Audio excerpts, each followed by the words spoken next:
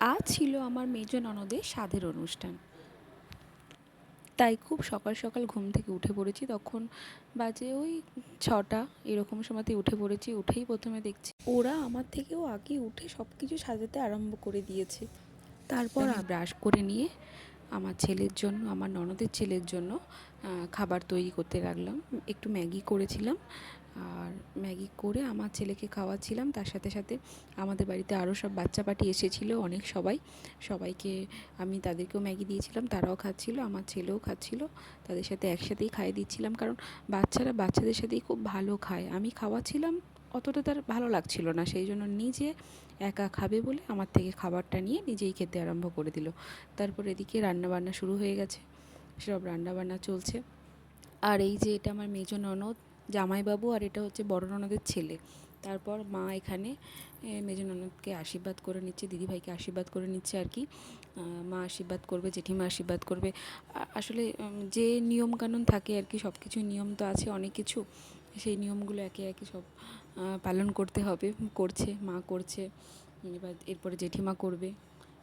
এখানে মা কিছু একটা বলছিল, আমার ঠিক আর মনে পড়ছে না কী বলছিল, আমার এখন মনে নেই আর কি। এমন কিছু একটা বলছিল যেটা শুনে আমরাও হাসছিলাম আর সবাইও হাসছিল।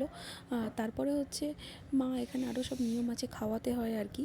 9 রকম মিষ্টি, চিঁড়ে, দই, এইসব চাল ভাজা আর কি, সব কিছু খাওয়াচ্ছিল। তার সাথে জেঠিমা পিছনে দাঁড়িয়ে আছে, জেঠিমাও আর কি, এই যে জেঠিমা, এটা জেঠিমাও সব কিছু খাইয়ে দিচ্ছিল। এটা হচ্ছে দিদিভাইয়ের মা। এরপরে আমি না অনেক ভিডিও করতে পারিনি, কারণ আমার তো ছোট ছেলে, সেই কারণে আমি ওকে খাওয়ানো, স্নান করানো, তারপর আমার ননদের ছেলে ছিল তাকে স্নান করানো, সব কিছু করতে করতে না সব ভিডিও আর কি নেওয়া হয়নি। এই যে এর মধ্যে আমি আছি, আমরা সবাই হাসছি, মেস থেকে সবাই মিলে খাওয়াচ্ছি, 5 জন মিলে খাওয়াতে হয়, আর সেই জন্য আমরা 5 জন মিলে খাওয়াচ্ছি, আমরাও খাচ্ছি, মানে আমাদেরকেও খেতে হয়, দিদিভাইকেও খাওয়াতে হয়, সেই জন্য সবাই মিলে দিদিভাইকে খাওয়াচ্ছি অল্প অল্প করে। এই যে আমার এখানে 2টো ননদ আছে, আর পাশের বাড়ির একজন আছে, একটা জা আছে, আমরা সবাই মিলে খাইয়ে দিচ্ছি।